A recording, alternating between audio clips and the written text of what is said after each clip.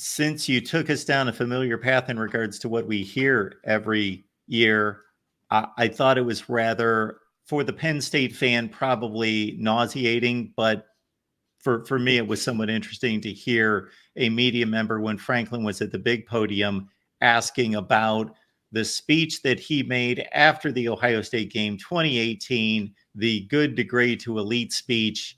And now here we are 5.5 years later going into year 6. And I thought the reporter actually did a decent job of not being accusatory, but still bringing up where Penn State stands on the elite status board. And Franklin handled himself rather well uh, because that's kind of the theme that he has to deal with on a national scale and a conference scale every time he meets the media. Yeah, and I mean, I know you and I have discussed this on here as well, where I think the 12-team playoff can really help him on that front, on that the great to elite speech, because again, there's no program that would have benefited more from a 12-team playoff if that's what we would have had this entire time than Penn State. So I think that's got a chance to really help him with that this year. But one other comment that James made that I think is very true is there are very few schools in the country where you can consistently win 10 or 11 games and fans just not be happy enough with it. It's not good enough. And he said, hey, we embrace that. At Penn State, that championships are the expectations. We haven't delivered on that yet. Running back coach Jay One-Sider, I remember last year he was meeting with the media and made a similar comment to where, there's not too many schools where you can consistently go 10-2 and fans wind up being PO'd about it. So, yeah, I think that is something that is always going to follow him. Those comments until that jump is made. What is that jump? I don't know. Is there really a way to quantify it without winning a national championship? Again, I don't know.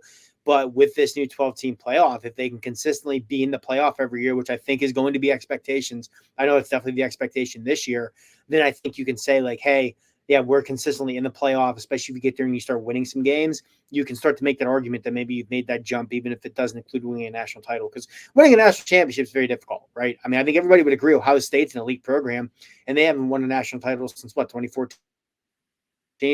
So the national championship, I think, to be a quote-unquote elite program, but you definitely need to be in the playoff with regularity, winning playoff games, two things that James Franklin has not done yet. Really, the only two things he has not done at Penn State.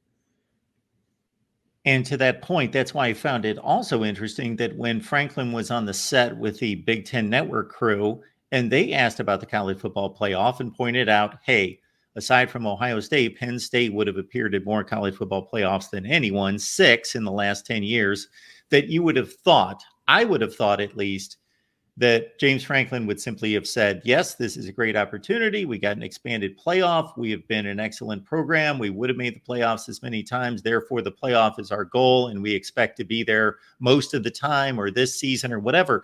But he actually moved into it even further and said, we have talked to our team about not just getting to the playoff, but arriving at the playoff. Now, he didn't address winning playoff games.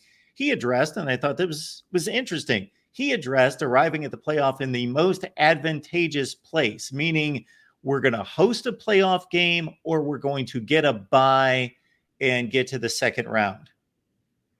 Yeah, and I think some of that is, it's you want to come off exuding that confidence, obviously. I think there is a quiet confidence in this team. I mean, I know the defense lost a ton, but this defense is still really good. And offensively, and he touched on this in media days also, where the growth needs to be made offensively. And I think there's a lot of confidence in the building that Andy Kotelnicki is going to make that happen. So I think those factors lead to those comments as well. And I mean, I know even to build on that further, there have been steps taken in the recent months to kind of, and weatherize Beaver Stadium a little bit more to make it prepared to host a playoff game in December if it comes to that. So I definitely think that is the expectation, and it's going to be on this coaching staff to make that happen. I think the talent's there. I mean, the schedule sets up well for them this year. Even if you go 11-1, let's say you do your normal where you beat everybody but Ohio State, Michigan. We don't play Michigan this year. So say you beat everybody but Ohio State. And 11-1 Penn State, whose only loss is likely a close loss to Ohio State. That's a team that I think is probably right there for the discussion for those, 5, 6, 7 seeds that are going to host a playoff game. So I think James wants that to be the expectation because he holds his program to a high standard. I also think he knows with the current state of the fan base, of donors, alumni, all that things of that nature, that just simply coming out and saying making the playoff in a 12-team playoff is not what people want to hear. They want to hear that sort of thing. So I think the fact that he knows that's what the message people want to be portrayed, combined with that drew the confidence they can make that happen this year, is what led to him, like you said, kind of just digging in a little bit further when he was given an opportunity to, really kind of have that cookie cutter coach speak comment where it would have been appropriate, would have made sense, and he decided to go another way. Now, Marty, the probably biggest theme of the offseason, aside from that, in terms of on the field execution, is about offensive explosiveness and what the new OCs can bring. But obviously, they've got to have the players to do it. The wide receiver play last year was lacking. Julian Fleming joins, and others just kind of address the potential of being as explosive as they would like to be. Yeah, and he mentioned that if you look at the overall numbers on the offense last year, yeah, they weren't necessarily where people wanted it to be, the staff included, but they did everything well outside of being explosive. They ran the ball well, they pass protected well. They just didn't have those explosive plays, especially those explosive pass plays. And I think that's where Koltonicki comes in, because he mentioned at Kansas, that's what Andy Koltonicki did best, was scheming guys open to get those explosive pass plays. And his run schemes and a lot of his run blocking schemes are very good, and they're very creative and very hard to stop. And when you throw in the running backs that Penn State's going to have with what should be a pretty good offensive line, again, especially an offensive line that I think is really going to be built to run block this year, I think that's where a lot of the excitement comes. And you mentioned Julian Fleming. And I know a lot of people at Penn State are very excited, fan-wise, about Julian Fleming, because everybody remembers when he was at Southern Columbia, which is a state powerhouse here in Pennsylvania in high school, putting up big numbers, the 5-star recruit, this sort of thing. And I think a lot of people have that version of Julian Fleming in their mind still, which he's not. He's a very good player. He's a player who, with a good year, is probably going to have a shot to play in the NFL. But I think what Fleming really brings to this offense more than anything else is he was one of the best downfield blocking wide receivers in college football the last 2 years. Last year, Penn State's downfield blocking took a big step back, thanks in large part to losing Parker Washington and Brenton Strange to the NFL. And that's why the run game was not as explosive last season as it was in 2022. So I think having Fleming for that downfield blocking is really going to open a lot of things up, really going to help spring Singleton and Allen for those explosive run plays this year that Singleton and Allen became known for as true freshmen in 2022. So, yeah, it's going to come down to the explosiveness. I mean, Kansas had one of the highest explosive play rates in the country last year. And that was Kansas. You had Jalen Daniels, who's very talented, but when Jalen Daniels was out and Jason Bean went in, they didn't miss a beat.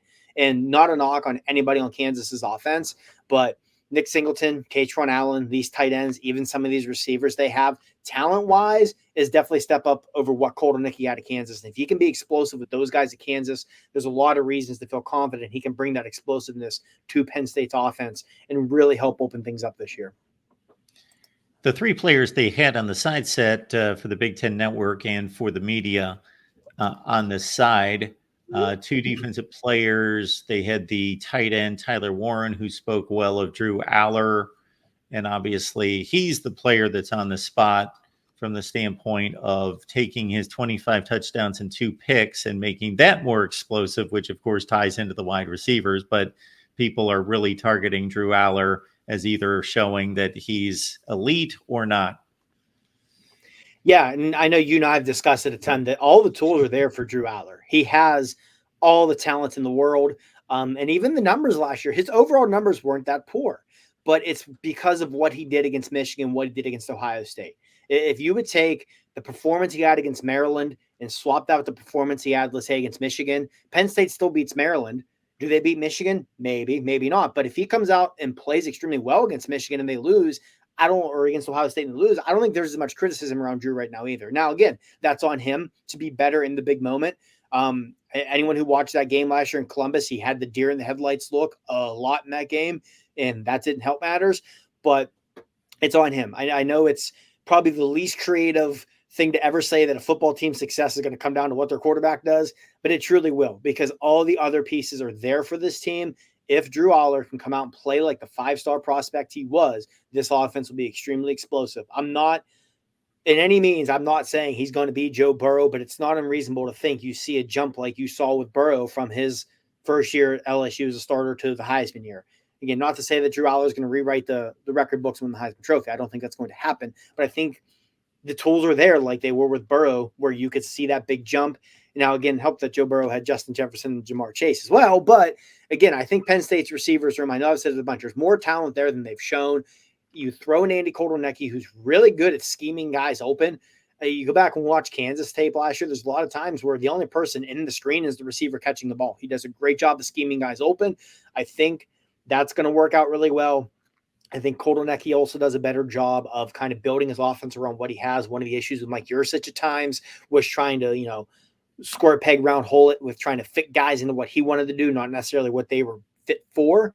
So I think all of those issues will be addressed this year. But yeah, like you said, the eyes are on Drew Aller. If Drew can take those steps, this offense will improve immensely. And I feel comfortable saying they're going to be in the playoff. If he doesn't take those steps, I don't know if that happens. And if that doesn't happen, I think the program as a whole is really going to have to do some soul searching and looking in the mirror this offseason to have essentially wasted a quarterback this talented, the most talented quarterback they've brought in since Christian Hackenberg. And, we also have the last 2 years of Hackenberg. Not that was apples to apples for a lot of different reasons, but still, if you have a quarterback that talented, you can't help him get over that hump, especially if he does go to the NFL and have success, you're really going to be sitting there questioning yourself as a coaching staff and trying to revisit, like, all right, what did we do wrong and how can we improve on this in the future?